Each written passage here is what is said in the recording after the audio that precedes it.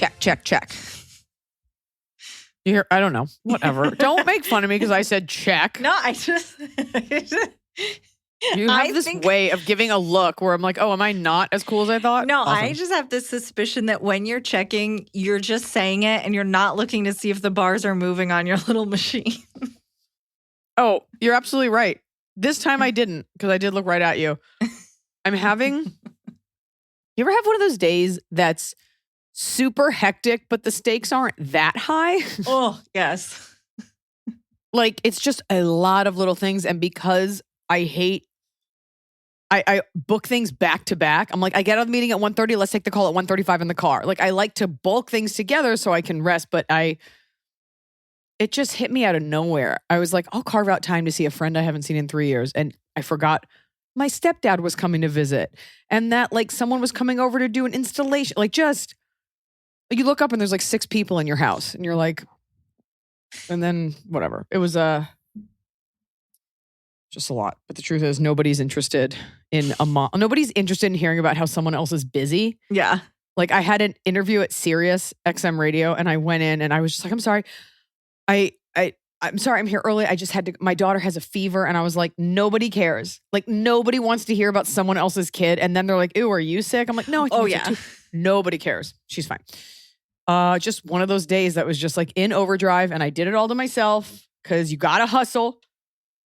You got to feed your dog yellow carrots while she sits next to you. Why are they yellow? I also want to say, because carrots can be yellow or purple. They're not all orange. If we all just ate different varietals of vegetables, the world would be a healthier place. You don't have to eat everything that's waxy and shiny in the grocery store. Something I didn't know until I married Noah. So I'm not any better than you. I was listening back to some of our episodes, and I always want to give funny advice, but sometimes I think I like drill so hard into the advice that I'm like, you're also a comedian. So I shall endeavor to listen better and make sure the answers are hot, funny fire. It's a balancing act because I think people write in, it's like, I think they don't know what they want. They want real advice. They're asking real questions, but yes, also they do want you to be funny. I think you walk the line well. Yeah, but like putting together a promo and I'm just like, if they do not respect you, then you must acquit. And it's like, I'm sorry, why are we tuning in for this? So just take it in context and enjoy the pod. I'm glad we're here. I'm intermittently turning off the mic so I can chew carrots and feed them to Tianfu. I just want to make sure it's being turned back on. I would honestly rather you leave it on and chew into it. I'm over how triggered people are by that. And I've gotten better about it. Okay, everybody, we're going to do this at the top. Go ahead and leave a 5-star review. Rate, subscribe, review. But we still get reviews that are like, I was listening to an old episode and Iliza was eating a carrot. And it's like, the statute of limitations has passed. I watched an old episode of Frasier and the resolution wasn't that good. Like, okay, well, things have gotten better. Sorry, we weren't like perfect on day one. Give me your questions. Okay. Give me your tired, your huddled masses. This question, there was a line in here that really made me laugh, and we'll see if it speaks to you. Hey, gang. Texas teacher here and in need of some input on how to tell a coworker that they stink. Is this someone's responsibility, i.e. school counselor, principal, etc.? Do these coworkers have a, quote, right to stink and offend the school with their stench? For context, I just thought, do they have a right to stink? For context, as I mentioned, teacher in Texas, it is hot. There are 2 employees at my school that have recently caught my attention because they smell poorly. One of them happens to be a young, hippie lesbian. I think her issue is that her deodorant maybe runs out by the end of the day because maybe her deodorant is a rock she rubs on her armpits. I smell her when we're outside loading kids into cars for dismissal, and she smells like armpit BO. We're cool, and that could possibly be an easier convo, but I wouldn't say we're close enough for it to come from me. The other one is more concerning because her children attend our school, and they smell too. When I've gotten close enough, I have smelled what I assume to be animal urine and an overall stench of clothes that haven't been washed for a while and bodies that haven't been showered.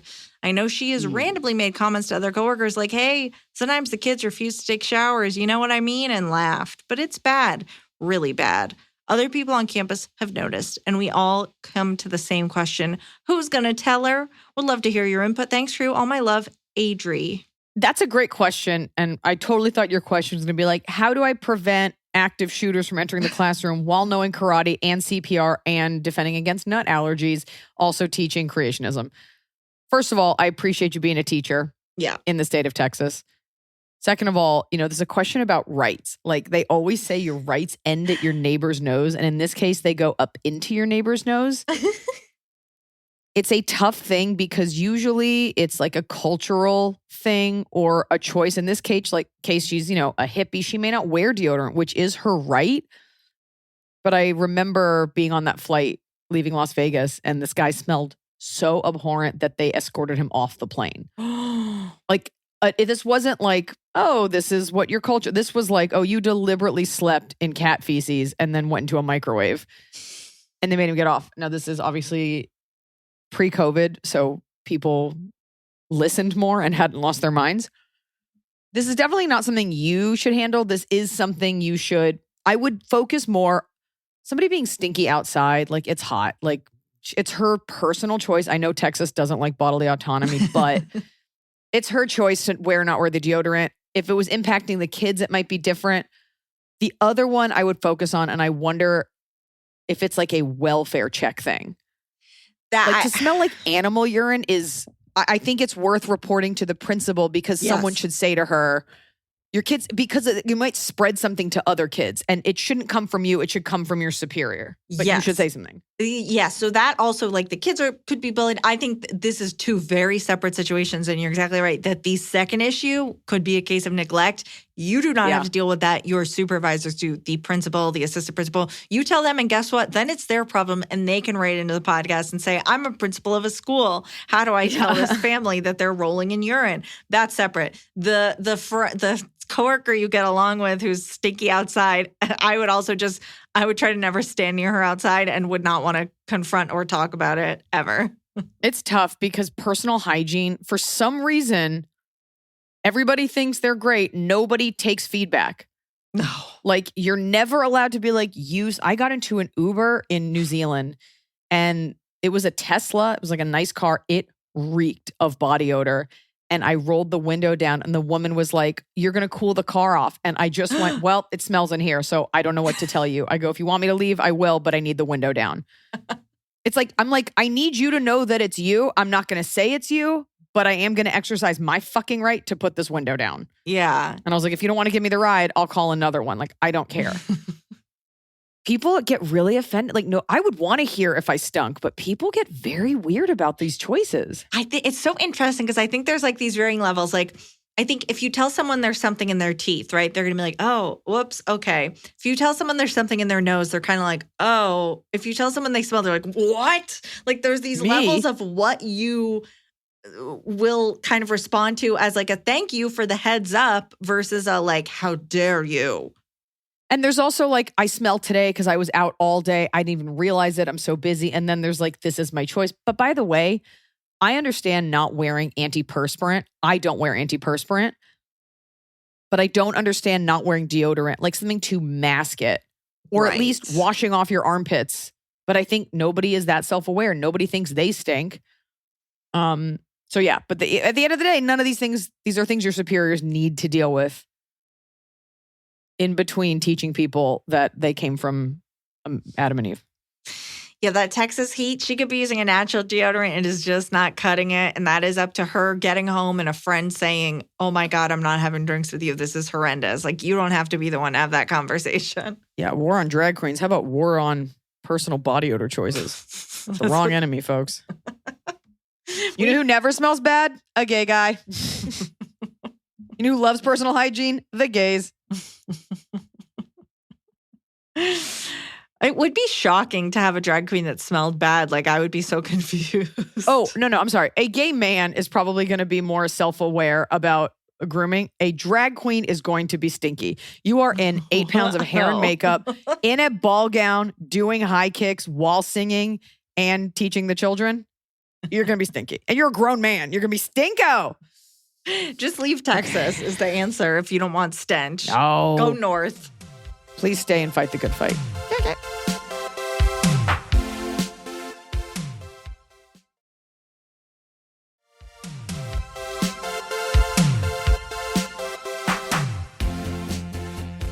Hey, Iliza and Emily. Go north to Oklahoma where it's better. Hey, Iliza and Emily, AIA listeners in Little Snow Peach. I just purchased tickets today to see your new show in Denver. So excited. Yes. Start off What took you so long? Maybe they bought them as entry to maybe if I buy these tickets, someone will answer my question on the podcast. We will buy the tickets and we'll answer them. No. Say that. We can't be say bought. what we want. Yeah. Yeah. I want to start off by saying I love my boyfriend's mother. My boyfriend, 27, let's call him Kirk, and I, 25, have been together for almost 6 years. We own a home together and have 2 dogs. Both are about 45 pounds, ages 2 and 1. They are well behaved. 6 years, 45 pounds, 2 plus 1, 3, 48, plus the 6, 54. Keep going. They're well-behaved dogs, though a little spoiled as we don't have any kids yet. Thanksgiving is at Kirk's mother's house this year, 2.5 hours from our house. I will be traveling with my parents in New Zealand for November and will be unable to attend. Since our parents live close together, we usually stay with my parents, leave the dogs there when we go to visit with his family. We do this because Kirk's mother doesn't like to have the dogs at her house. I don't necessarily think it's because she hates them, but she gets overwhelmed. Because if they are there, they just lay on the floor and hang out. Their house is a good size, but it's broken up, so rooms are small. When you get more than 4 to 5 people in a room, it feels full. And these dogs are people-sized, it sounds like. They also don't have a fenced yard, meaning dogs have to go outside on a leash and can't be put outside when it's convenient. When Kirk's mom has family over, she does everything for everyone and can get herself very worked up. I think the dogs not being something she's familiar with or can control makes it worse for her. This year, it will just be Kirk, his sister, her husband, and their 2 kids. The sister has a dog. They were probably bored. Since we have 2 dogs, we can't really afford to board them. Plus, one is very anxious and does not do well being away from us. I am all for people setting their own boundaries. However, she very aggressively texted Kirk this weekend to make sure he was coming to Thanksgiving and not bringing the dogs. Even though she knows I'll be out of town as well as my parents, meaning the dogs cannot stay with them. Even when we leave the dogs when my parents visit, go back to stay with my parents, she gets upset because we don't stay with her. I just feel bad about dumping the dogs with them and not hanging out with them. We don't want to stay with her if we can't bring the dogs. We were more than 2 months out from this event, and that is what she is obsessing about. I guess I'm just curious how you would handle the situation. We're tired of the same conversation and run around every holiday or event at their house. I would understand if they cause trouble, but they're good dogs when they're there, especially for their young ages. Any advice you have on the subject would be appreciated. First of all, this is what the holidays are. It's people losing their minds. And the holidays are about having the same conversation over and over every year until somebody dies, which they will. So don't forget that. Number two, they're not her dogs. And they are big dogs. And they take up space. And she already has so much going on. And they may be perfect angels. Usually we see our pets with, just like we see our kids with rose-tinted glasses. Like Tianfu is sweet angel baby. But she will follow my cleaning man around the house harassing him. And it's like he puts up with it and he gives her treats and there is nothing I can do. I will take her out of the room and she will go and find him. And because I love her so much, I'm like, oh, but that's annoying. Her barking is annoying.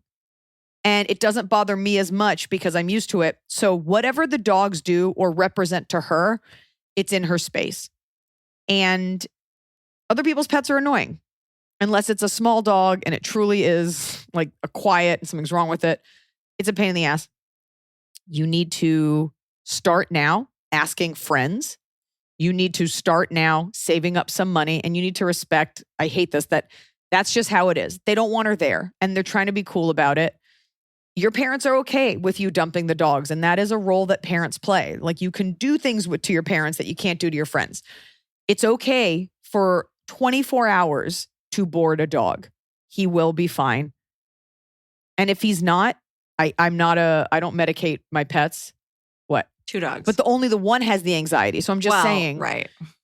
Everybody likes to think their pet has anxiety. Yeah, Tianfu does not like going in the car, but she survives it. She doesn't like going to the groomer, but she gets over it. So maybe there's a medication. Maybe there's a friend that can watch that one. You board the other. Start asking around. Hey, we're going to leave at 6 a.m. We will be back at noon the next day. Right. You have 2 months to make these accommodations. Or to find someone to watch them. Maybe it's a dog sitter. Right. But- But start asking your friends for recommendations. Do they have a sitter they trust? Does someone want to stay at your place for a few days? I mean, I think There you go. part of the issue here is that even if these dogs are perfect angels, somebody who already is having like 4 or 5 people come stay with No. them, who's going to watch the dogs? Like maybe Kirk doesn't always keep a good eye on the dogs and the mom knows that. Like she isn't obligated to have these dogs stay with her. Yes. You're leaving, you're somewhere else. These are your pets. Yeah. This isn't like a small chihuahua that sits in your bag. And by the way, like we have a dog, but we're not a dog friendly house. I don't like people bringing their dog because there's always something. There's, somebody had an accident. I'm like, it's your dog. Right. It was your dog that had the accident. Oh, this got chewed. Oh, can they go out? Oh, we left the dish out. It's annoying. Yeah. And so I get where the mom's coming from. And you have these 2 months. And what if you were both going to, I guess if you were both going to New Zealand, you'd leave it with the parents. But maybe the parents have someone, that can, maybe the dogs can stay at the parents' house and a sibling house sits. Get creative. You have 2 full months lead time. Yeah. This is not on the mother-in-law to solve at the end of the day. Forget being passive aggressive. She's hosting Thanksgiving at her house. She's had you before. She wants to do everything for everyone. And as a host, you want to do that. And you don't need these 2 Godzilla-sized dogs just loafing around in the way. Well, at the end of the day, Kirk needs to be like, oh, look, if you want me there, I will come for the whole day. I will come for dinner, but then I need to drive back home and be with the dogs, or I can bring the dogs That with might me. be the other thing. That might be the other thing. And the dogs stay home and he leaves food and you come later. Yeah. That's it. But it's really not your problem right now because you'll be out of town. Yeah. Hey, guys, I feel like you get Wait. this. Again, and I always give this advice, whatever the decision, it has to come from him. Yeah. Do not pit yourself against the mother. Mm-mm. He's the one staying. He has to get creative with it. Right. Do not make it about you versus her. Okay. Hey guys, I feel like you get this kind of question a lot, but here it goes. My friend and I are in our mid-20s and have known each other for 6-ish years now. The problem is we have started to grow apart, mostly because she just irritates me. She is a performative social justice warrior, is always late, takes over conversations to the point where you can't get a word in edgewise, has zero self-awareness when she's in the wrong. She can be pleasant and a good time. I just find myself getting annoyed earlier and more frequently with her on the whole. I didn't address things earlier, tried to let things go, and now it would come off as an attack on her whole personality. She's not a bad person. We used to hang out alone all the time. It's just been the past 6 or so months that things are different.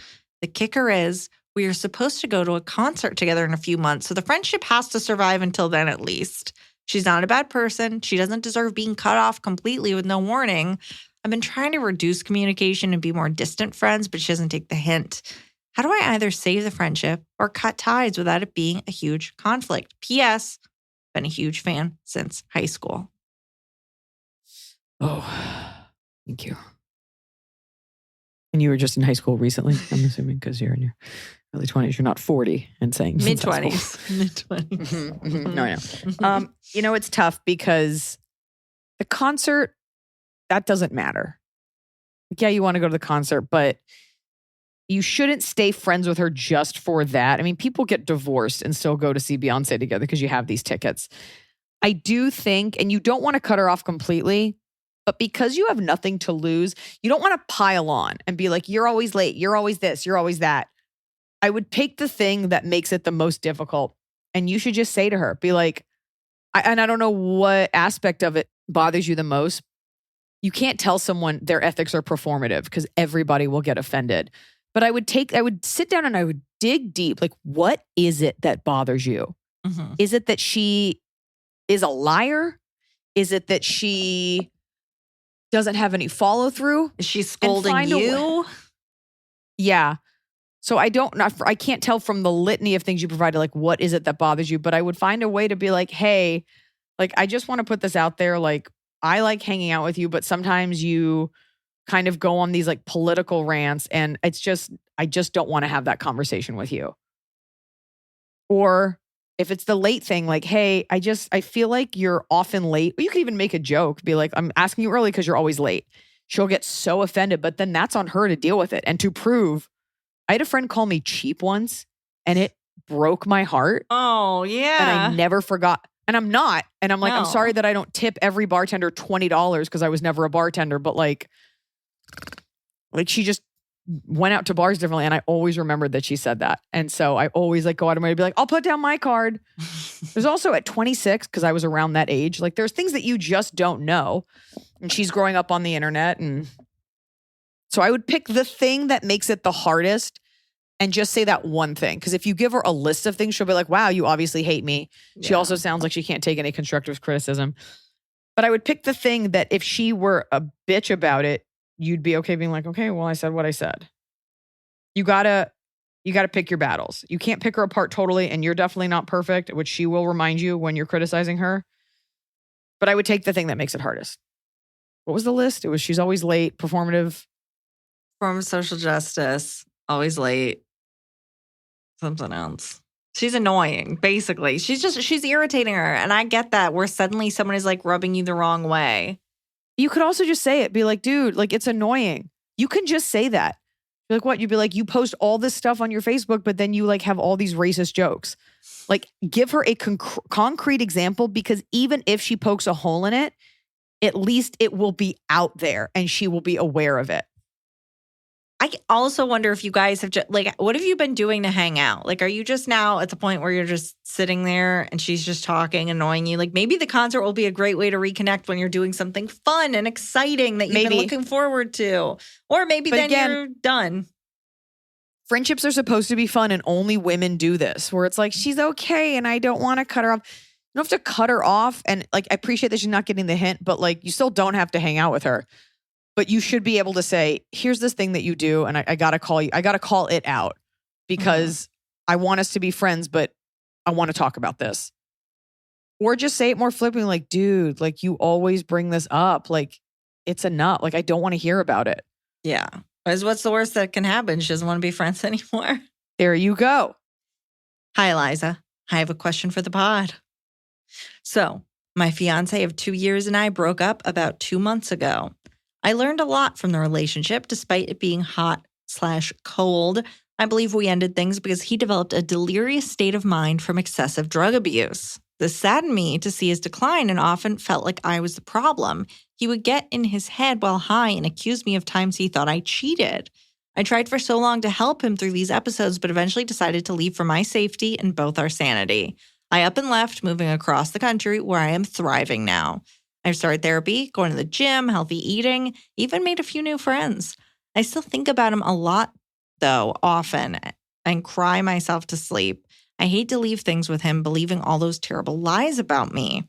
Things at home are messy, too. My family got involved with the relationship towards the end and are now not speaking to me because of my life choices. Turns out my ex had texted them personal information about myself that I did not plan to bring into the light with them. Nude photos and videos, personal stories. He even went to the extent to tell them the delirious stories he has in his head.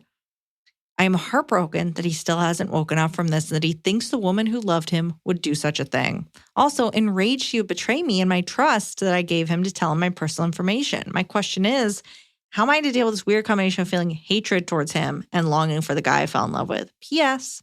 Thank you for everything you do. We loved seeing you in Philly 2021 and often had your Netflix specials playing in the background while cooking. Now I listen to your advice pod at work and love to hear the advice you give.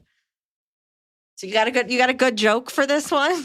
Come back and see me at the Met. I'll have plenty of jokes for you there in Philly in November. Couple things here. You are well within your rights to hate him. I kind of want to focus on the fact that your family is upset with you. How dare they not take your side? Regardless, I feel like you're leaving something out. Maybe you had an abortion. Maybe you did something like that so religiously or ethically. She said, she put in parentheses, she said, you don't have to read on the pod, but that the things that he told them she did, cousin fucking, dog abuse, and cheating. So okay, did you do any of those? I would guess no. Okay, maybe you had sex with your cousin. But the fact that they believed him is a big problem. The fact that this is your blood, and I'm guessing, I don't know if this is your parents. If it's not your parents, then the unconditional love sort of isn't there. The big issue, I don't know if you did all those things. If you did, they may not want to be your friend and your relative, and I kind of get that. So I don't know who did what. But let's say it is your parents. It's his word against yours. And even if you did those things and they know you did, you have to frame it, because I really wish we knew what you did, what you did. Let's say he's making it up. He's making all of it up. Let's that way. Okay. It's really weird that your family, like, I'm wondering what it is about you. Like, why would your family believe him over you?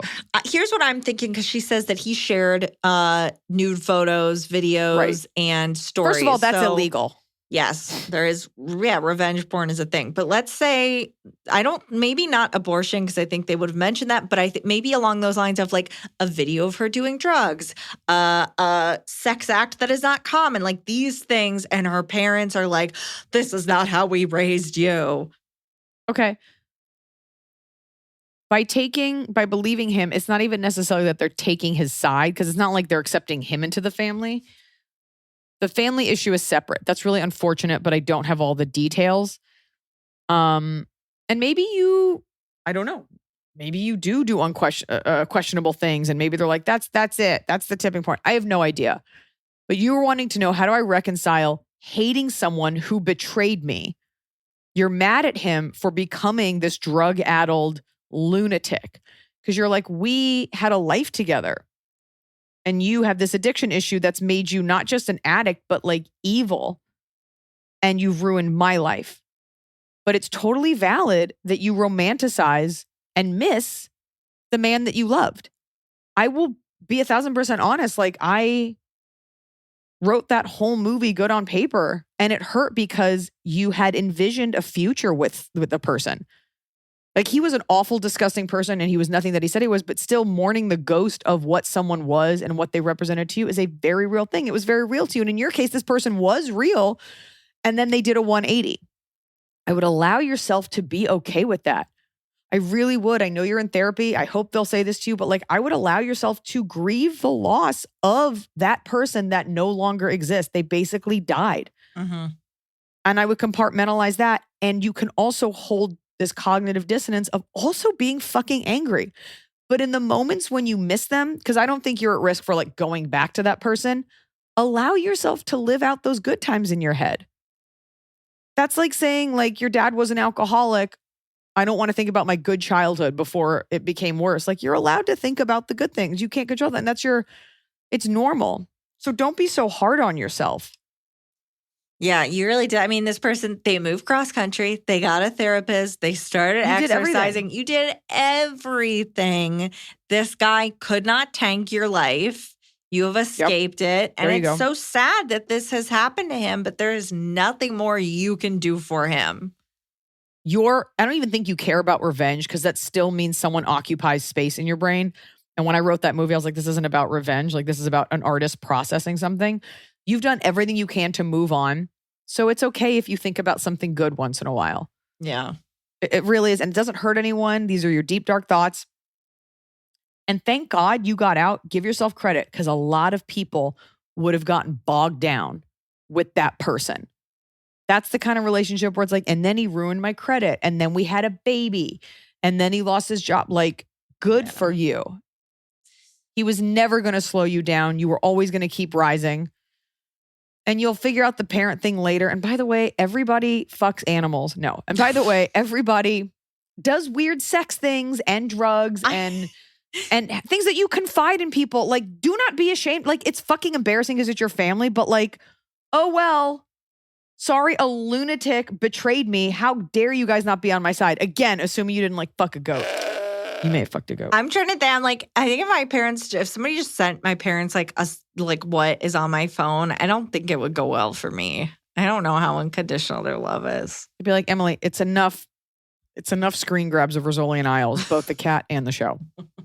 How many stills of Gilmore Girls do you have marked important? All right, so that's it. So give yourself a break. Yeah.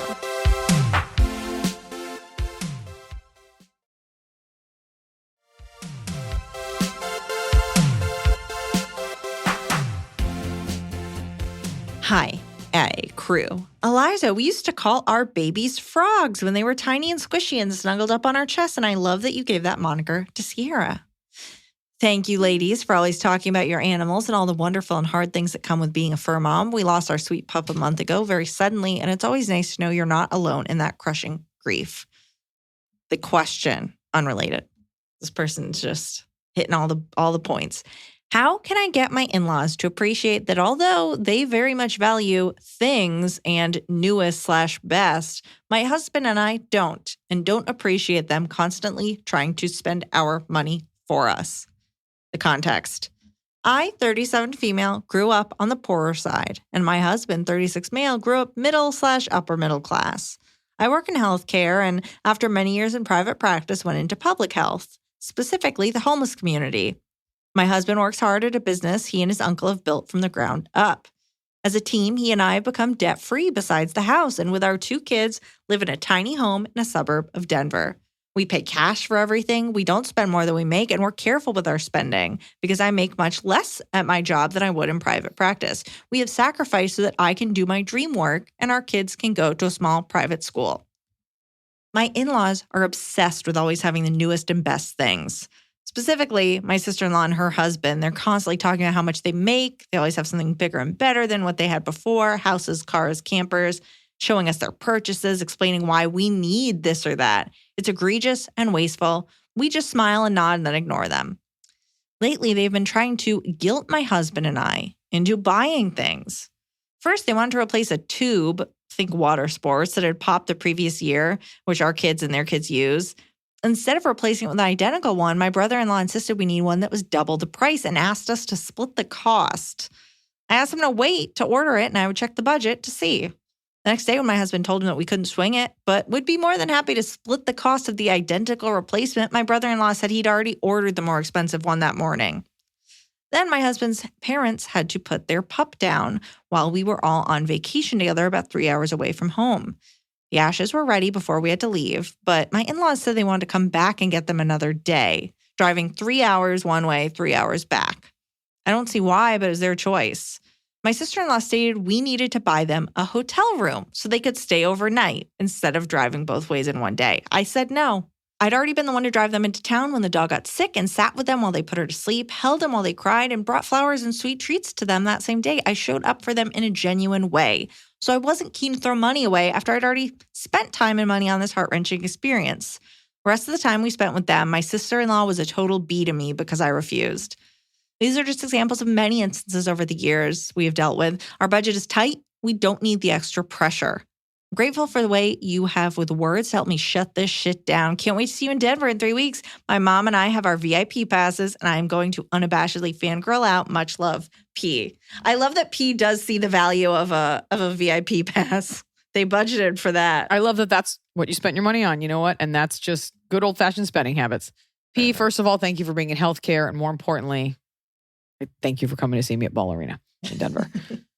Take us at Iliza.com/store. You know, unfortunately, we live in a world where emotional support and acts of service and being there for people is not seen as valuable as material things.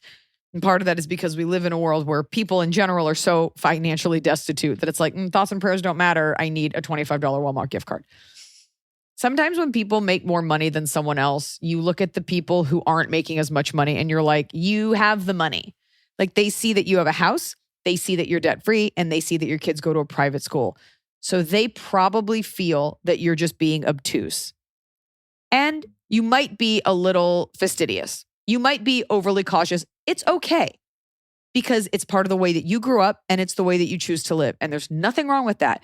There is nothing wrong with not splurging on a bunch of bullshit. And who knows, by the way, they might be in a ton of debt. They might lease all those cars and not own their home. You don't know. Most people act like they have a lot of money and they don't really actually own anything, which is also okay.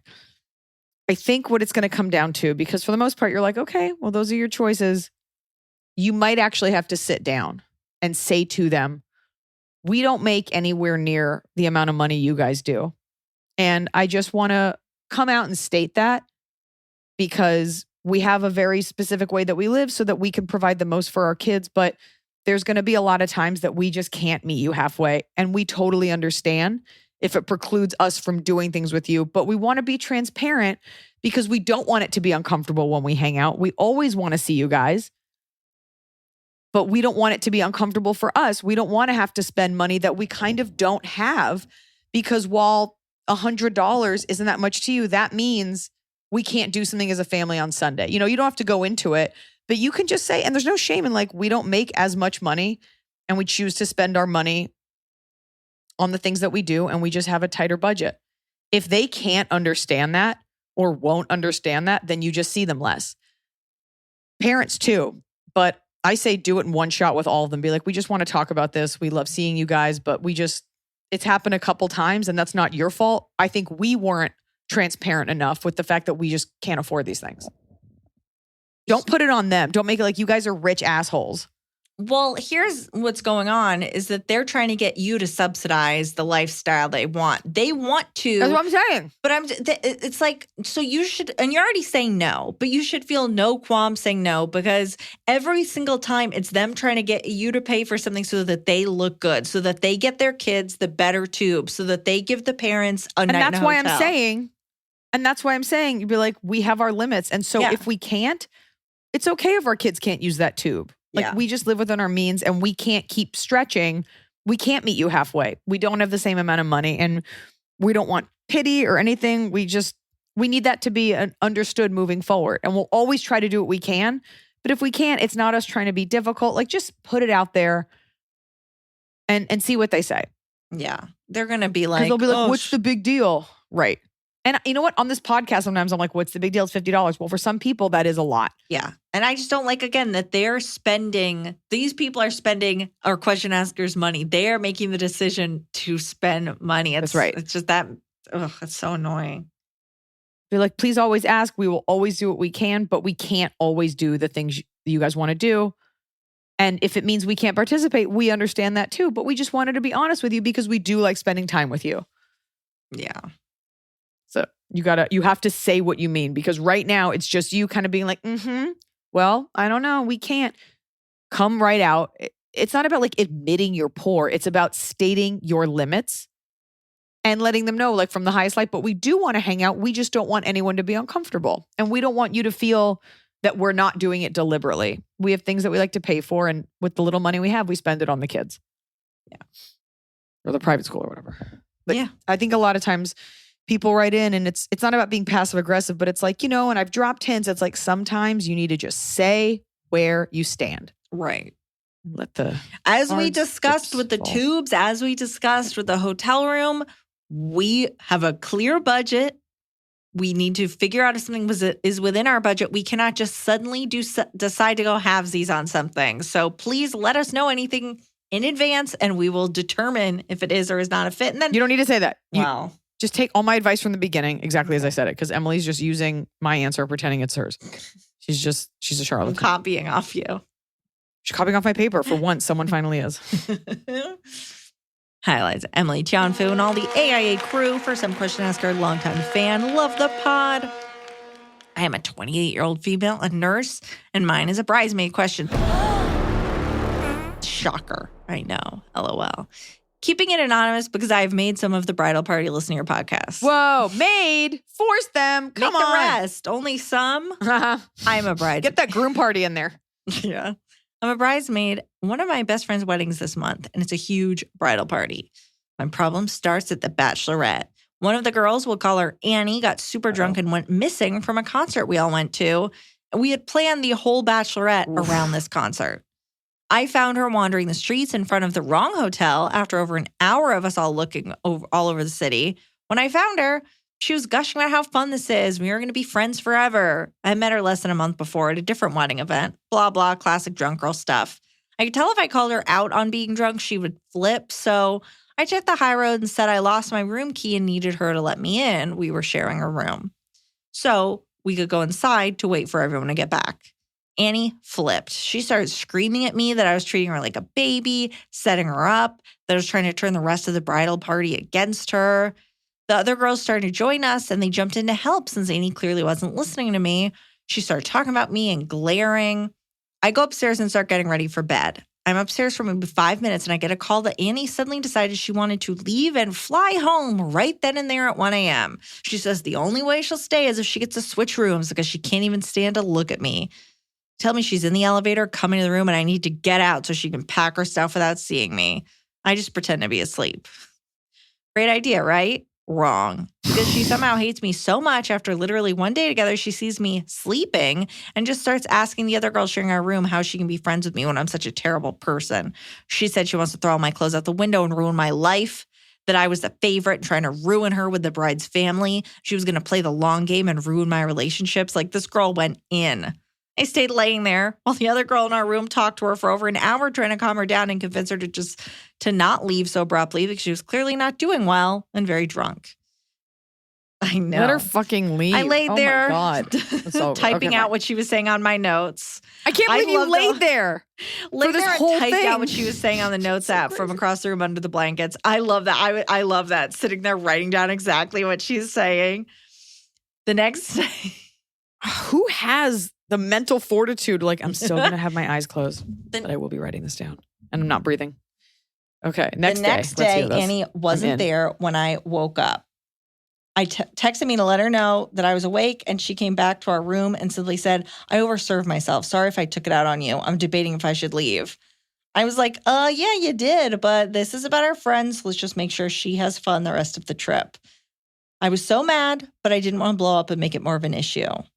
So now the wedding is coming. It's like a 4-day affair, and I'm so nervous. How do I be in a whole ass prep day with nails and spa, rehearsal dinner, wedding, after party with this chick who is so ridiculously rude and degrading to me, but doesn't even know I know what she said? I know the few friends in the bridal party will all be seated together, so I won't be able to avoid her. And we all committed to Thursday through Sunday for all the festivities. Oh my God. God. I know Eliza's going to think something happened prior between myself and Annie and say she needs more info. No, I don't. No, I don't. We were talking about visiting each other back home and talking about how it was crazy. It took so long for us to meet. She was buying me drinks earlier in the day, saying how much fun we were having before she totally lost her shit.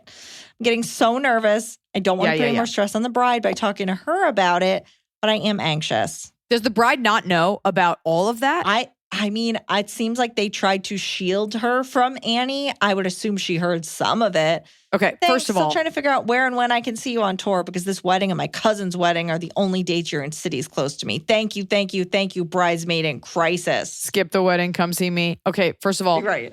How close are you with this bride?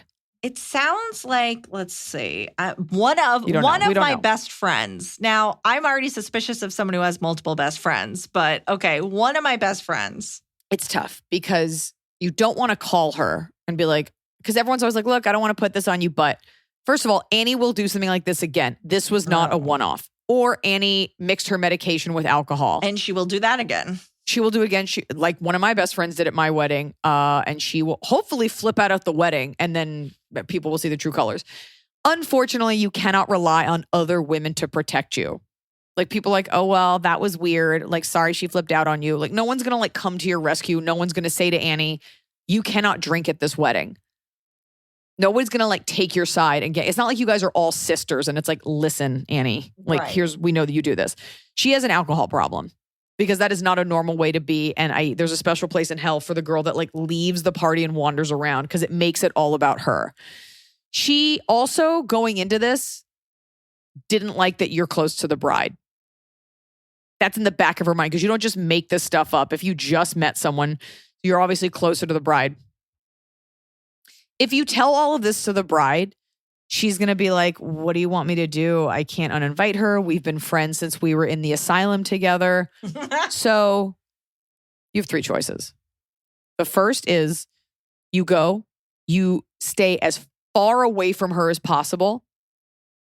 You talk to the other girls, you ignore her. And if she talks to you, be like, hi, how are you? And then if she says anything, be like, I can't have what we had the other night. Like, I just want nothing to do with this. Hopefully that sends her into enough of a fucking spiral that she goes out and gets drunk and gets arrested. And then she's not your problem. So you just keep a distance and be civil, but you don't have to be cordial. And no matter what she says, you're like, this is about Susan today. And you said a lot of horrible things. And I just want to give you your space. Treat her like the lunatic she is. And enough people will hear it and they'll be like, Annie, like, let her alone. Like, she doesn't want to talk. I'm here for, just keep it about, I'm just here for the bride. You can gaslight her a little. The other thing you can do, and I don't know if I recommend this, you pull her aside and you be like, I want you to know some of the things that you said to me that everybody else heard. And I want you to know, I don't take it personally. There's no real reason to do this because I'm just like, there's a version where you're like, I want you to know what a fucking psycho you are. And I'm not going to tell the bride because it's about her. But you the next day being like, I overserved myself. You should know for your own mental health and receipts what you said. And she'll be like, I don't have a problem with you. And you'll be like, this is not about me, but you should know. She will probably start drinking then. What you really want is for her to get so drunk that she ruins it. And then the other version is you don't go.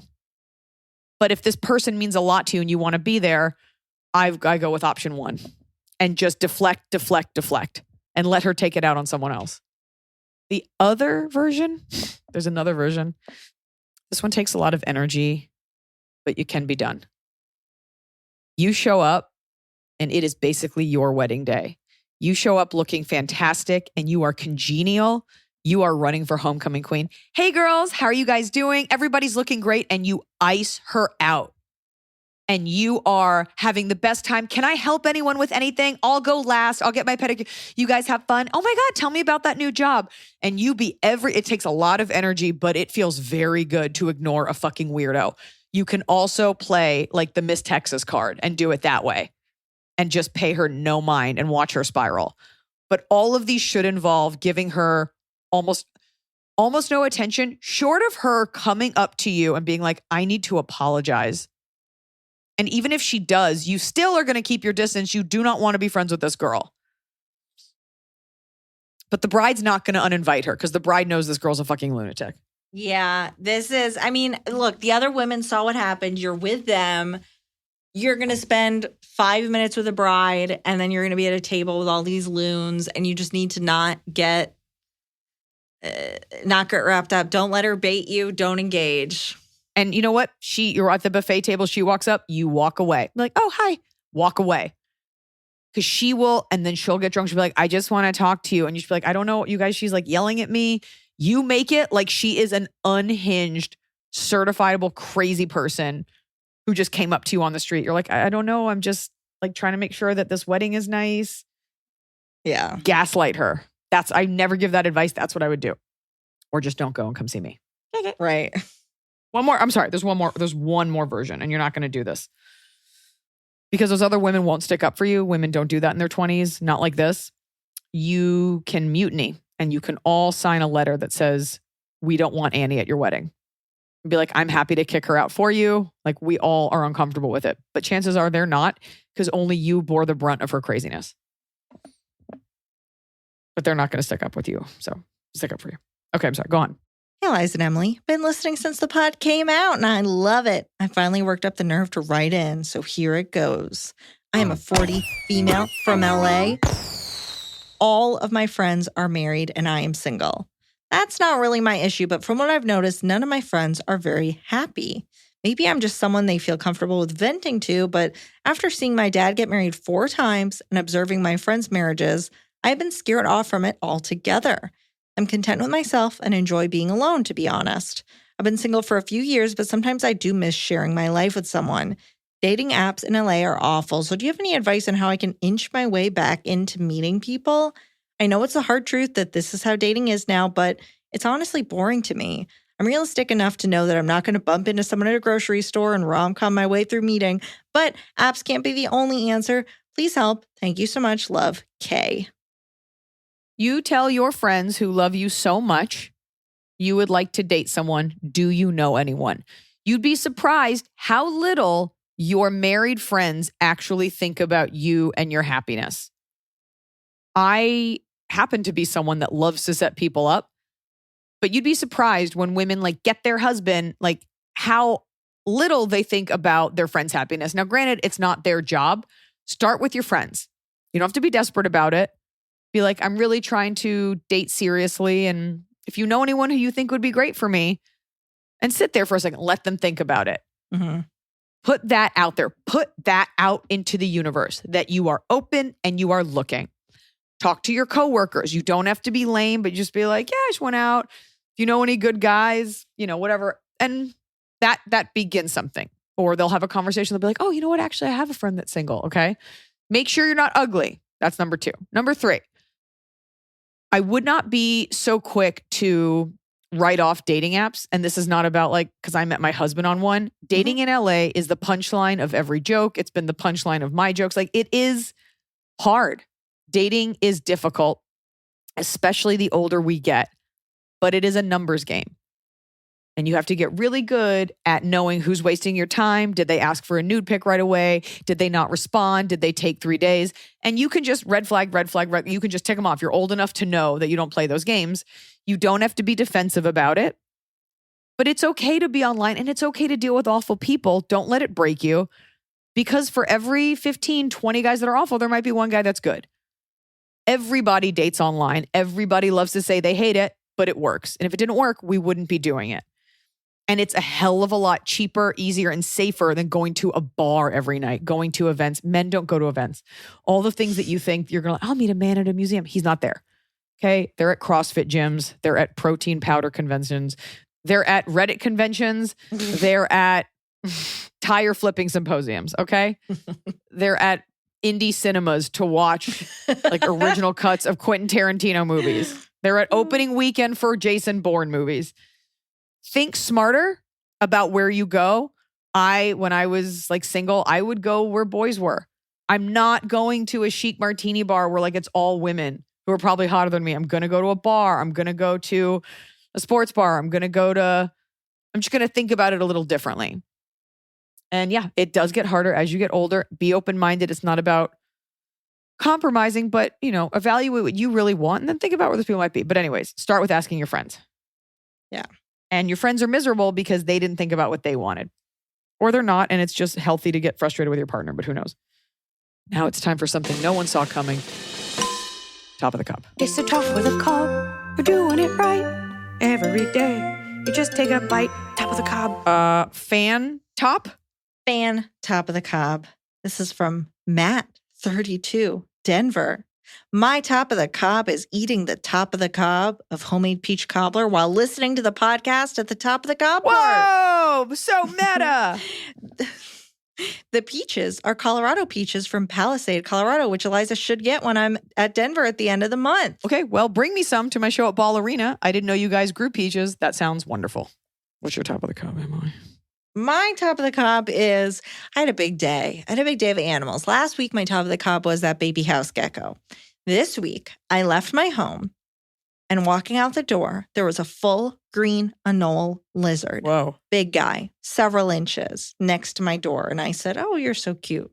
And then from there, I was volunteering at a Paws Atlanta animal place today with the cats. So I went and met a bunch of cats I don't know. Then on my drive home, I saw a flock of geese. Whoa. Well, what a day. What a day. A lizard, strangers' cats, a flock of geese. It was a big day. So that's my top of the cob. A lot of animals that aren't just these ones that are in my house.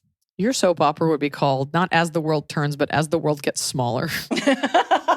Smaller. As the thrills become tinier. Yeah. I'm happy for you. Seeing animals, say a flock of geese is a big deal. That's cool. It's cool. They were crossing the street. I stopped my car, then was like, oh, hello. You're like, I only hit 2. I know. If you live in upstate New York, you're like, fuck those geese. But it's special. Okay. When I was in New Zealand, I saw black geese and they had red eyes. And I was like, you're unholy, but you're very pretty. My top of the cob is I had a flu shot scheduled for yesterday at 4:00. And I had just such an incredibly jam-packed day. And at 3:00, I was done with everything. And I was like, I don't want to wait till 4. So I just went early because nobody actually knows what's going on. And especially for something like a flu shot where it's not like a doctor's appointment. And they just took me. And what I loved about it was that I knew they would. I knew it wasn't going to be so packed that they'll be like, we're running behind on flu shots at this random tiny pharmacy. Right. I just love that I knew that the system was bullshit and it was fine. Nobody even asked me what time my appointment was for. Most appointment times are just bullshit. Right. Anyway, I love that. I love that I got it done and I was able to get on with my life. I'm so happy for you. Fan bottom. Yum. Fan bottom. Bottom of the cob. I also thought it was a corn cob. When you go to get a service done like manicure or pedicure and they don't do the correct service, you booked the fancy hacksaw and they only did a basic level. And sure, they charge for the service they did, but you wouldn't have spent money on that normally. Time wasted, money wasted. I still have my swamp monster feet, but now with baby blue toenails. I didn't you to not cut my cuticles and give me a limp Swedish massage with gloves on while you look the other direction. Like, what was that? I agree with that. Well, you got to say something. You're like, excuse me, I paid for the full Parmesan cheese experience. So gross. What's your bottom?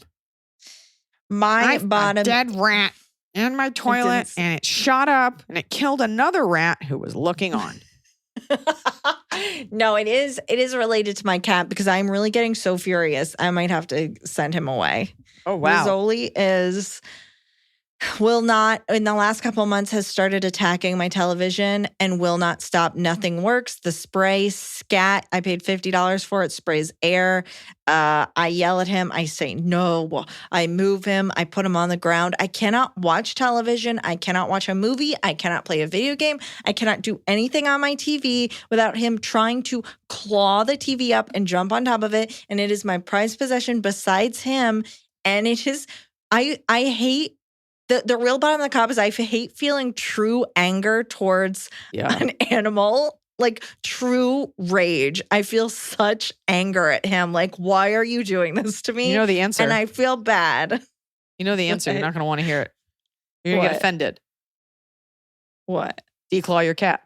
Declaw your fucking domestic indoor cat. No, okay. No, it hurts him. But here's the thing. I need to clip his nails more, but it's less. It's more that he's hitting the TV. He's trying to jump on it. He's going to rip it off the wall. Like, it just, and I hate that I'm so mad at him and I like can't communicate with him. Like, stop and we won't be in this situation. Yeah. Sometimes some animals are incommunicado. Like, there are things with Tianfu where I'm like, there's nothing I can do. You're always going to bark at Jorge. And I just can't fix it. People don't realize like animals are going to animal. It's like Chris Rock's joke. Yeah. Like about the tiger that went crazy. Like, tiger didn't go crazy. Tiger went tiger. And in your animal's case, he is the descendant of a tiger trapped in this weird woman's home that just has One Tree Hill on loop. And he just took he's disrespectful. Right. And he is. Okay. What's yours? All right. I can't fucking stand when I get somewhere and I realize I read it wrong by a half hour. An hour is one thing. You have enough time to leave, but a half hour is just enough time to go back to the parking lot. I had an interview at Sirius XM. I could have sworn at noon and I said it was noon to some people. Nobody corrected me. And I get there at 11:49 and she was like, okay, well, your segment's at 12:30. And I was like, what? Positive she was wrong. And I was like, did you think it was weird I was coming this early? She's like, no, some people are early. And they took me early, which I would then pay back by getting my vaccine early later. But it just fucks your day when you get it wrong. And then it's just like, I guess I'll just die in this waiting room. But they were very cool at the Jess Cagle show. I mean, better that than being late. 100%. But it just... Oh, you were on Jess Cagle? I was on Jess Cagle. He is delightful. Your girl Julia wasn't there. Excuse you! Things like that. I got to wrap this up because the Chinese woman's going nuts. I will see you. Stop it! Now go to sleep. I will see you in Austin, in Houston, and at the Texas Trust Theater, bless it, in Grand Prairie, which is a suburb of Dallas, also a Fort Worth. And then I'm going to take a week break. Then we're coming to you, San Diego Civic Center, Arizona Federal Theater, going to pack it out, and then Ball Arena. And I'm so jacked for this show. Tell your friends who live in other states to come and see it. This show is the biggest show. My dog just ate something off the ground. So if she's okay, then I'll be okay. I'm looking forward to this. We've got a brand new hour and it's going to be great. A bunch of you have already come out, and at VIP you tell me you love the pod and I love you. And remember, it's not our cat's behavior we need to change. It's our own mindset. Also the cat.